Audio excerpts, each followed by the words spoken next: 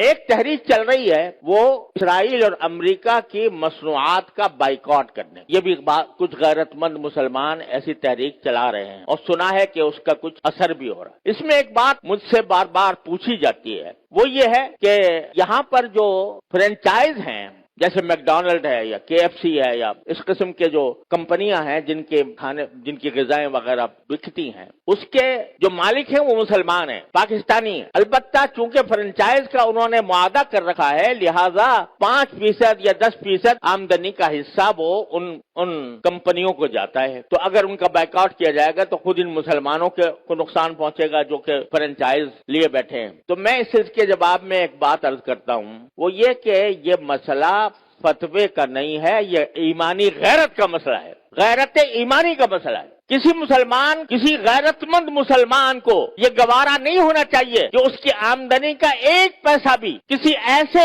شخص کو پہنچے جو اسرائیل کو مدد دے رہا ہے۔ یہ انسان کی ایمانی غیرت کا تقاضا ہے۔ یہ کہنا کہ بھئی 5% جاتا ہے، اب 95% تو ہم کھاتے ہیں۔ ارے بھائی 95% آپ کھا چکے، بہت الحمدللہ، کافی آپ نے نفع بنا لیا۔ اب آپ یہ تو کر سکتے ہو کہ اس فرنچائز کو ختم کر کے اپنا کاروبار شروع کر دو۔ اگر اس کو ختم کر کے اپنا کاروبار شروع کرو گے تو ذرا تھوڑا سا پتہ تو چلے گا ان کو کہ یہ جو ہم دنیا بھر کے اندر ہم اپنی مصنوعات چلا رہے ہیں، دنیا بھر میں ہمارا سکہ چل رہا ہے، اس کا کچھ اثر تو ہوگا۔ یہ کہنا کہ 5% جا رہا ہے ان کو اور ہم نے 5% جا کے کیا اس میں کیا فرق پڑے گا؟ آپ ذرا یہ سوچو کہ اگر کوئی میری آمدنی کا 50% نہیں 1% کسی ایسے شخص کو پہنچ رہا ہو جو میرے باپ کے قتل کی سازش کر رہا ہے، گوارا کرو گے کہ میری آمدنی کا 1% ایسے شخص کو دیا جا رہا ہے جو میرے باپ کے قتل کی سازش کر رہا ہے یا میرے قتل کی سازش کر رہا ہے؟ تو اب یہاں اس کو 1% اور 2% اور 5% سے ناپو گے۔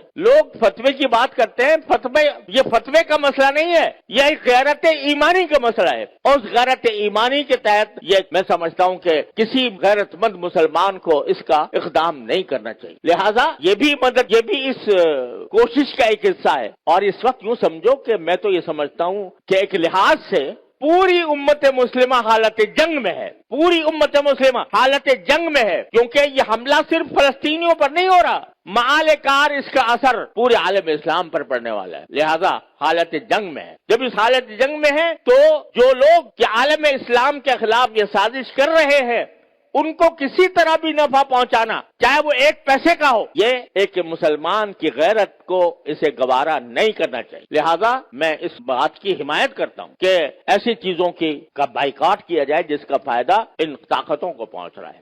تو اپنی سی کوشش کرو، اللہ تعالیٰ سے دعا جاری رکھو، کوئی وقت خالی نہ جائے جس میں اللہ تعالیٰ سے نہ مانگا جا رہا ہو، اور پھر اللہ کے فیصلے پر راضی رہو۔ پھر جو اللہ کا فیصلہ ہے وہی برحق ہے، وہ ہماری خواہش کے مطابق ہو تو برحق ہے، ہماری خواہش کے خلاف ہو تو برحق ہے۔ تو بس یہ ہے پریشانی کا علاج۔ اللہ تبارک و تعالیٰ اپنے فضل و کرم سے ہم سب کو اس پر عمل کی توفیق عطا فرمائے۔ وآخر دعوانا الحمدللہ رب العالمین۔